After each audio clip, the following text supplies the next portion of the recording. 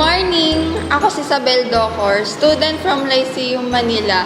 Ang course ko is Tourism. I'm 19 years old. So, kung tatanungin niyo ako bakit ako nag-network, may dalawa lang naman akong rason.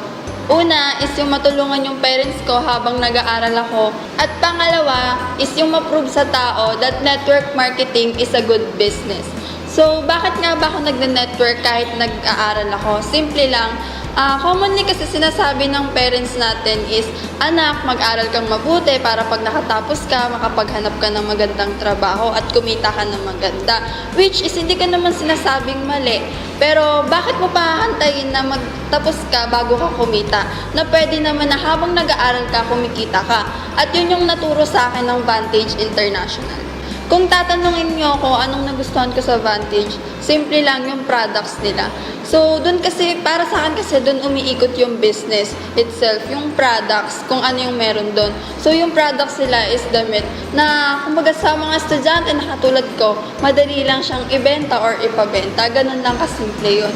So, ang masasabi ko lang as student na hindi batikan sa pag-network, simple lang naman kung willing kang gawin at trabahuin yung Vantage International mismo yung tutulong sa'yo para matupad yung mga pangarap.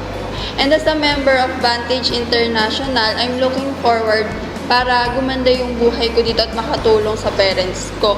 So, I'm encouraging you to become a family member of our Vantage International, and together, we will make our dreams come to reality. Thank you.